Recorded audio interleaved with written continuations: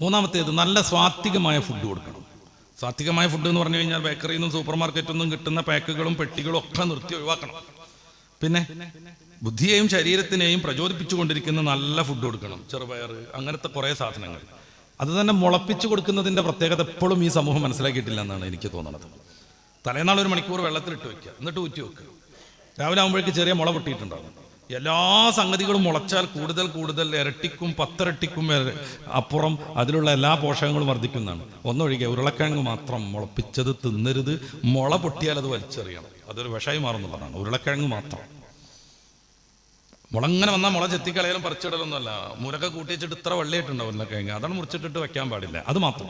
ഇതിനെ വെച്ച് രായി ആവട്ടെ, മുതിരാവട്ടെ, നമ്മൾ സാധാരണ ഉപയോഗിക്കുന്ന ചെറുപയറാവട്ടെ, കടലയാവട്ടെ, വെള്ളത്തിലിട്ട് കുതിർത്ത് വെച്ച് മുളപ്പിച്ചിട്ട് കൊടുക്കുന്നതോടുകൂടെ അതിലുള്ള എല്ലാ ഘടകങ്ങളും 10, 70, 80 ഒക്കെ ഇരട്ടിയായിട്ട് വർദ്ധിക്കും.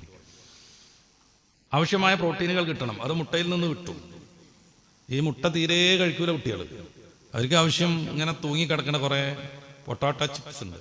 നല്ല കാറ്റാറ്റിയിട്ട് 4 സാധനം ഉണ്ടാവും, 5 റുപ്യ. ഓരോ പീസിനൊക്കെ ചിലപ്പോൾ 1.5 റുപ്യ വില വരും.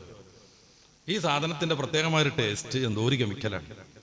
അത് കഴിച്ച് വായിലെത്തിയ കുട്ടിക്ക് പിന്നെ അത് കിട്ടിയേ തീരൂ എന്നുള്ള അവസ്ഥ വരും. ഇതിലൂടെ എങ്ങനെ ജീവിക്കുന്ന കുട്ടി സ്വാഭാവികമായും ആരോഗ്യരംഗത്ത് തോറ്റു. അപ്പോൾ സ്വാത്വികമായ ഫുഡ് കൊടുക്കണം. വെള്ളം കുടിക്കൽ നിർബന്ധമായി നമ്മുടെ മക്കളോട് പറഞ്ഞുകൊണ്ടിരിക്കണം. ഇപ്പം തൊണ്ടവേദന പല ആളുകൾക്കും ഉണ്ടാവും. എങ്ങനെ പരിശോധിച്ചാലും മനസ്സിലാവില്ല. 2-3 ദിവസം നന്നായിട്ട് വെള്ളം കുടിച്ചാൽ തൊണ്ടവേദന മാറും. അതിൻ്റെ ബന്ധം എനിക്കറിയില്ല. ആ രംഗത്തൊരാളല്ലല്ലോ ഞാൻ. അപ്പം നമ്മുടെ ശരീരം നിലനിൽക്കാൻ ആവശ്യമായ ഊർജ്ജസ്വലത നിലനിൽക്കാൻ ഏറ്റവും പ്രധാനപ്പെട്ട ഒരു ഘടകമാണ് വെള്ളം. വെള്ളം ആവശ്യത്തിന് കുടിച്ചുകൊണ്ടേയിരിക്കണം. അപ്പോൾ വെള്ളവും ഫുഡും നല്ല രീതിയിലാവണം.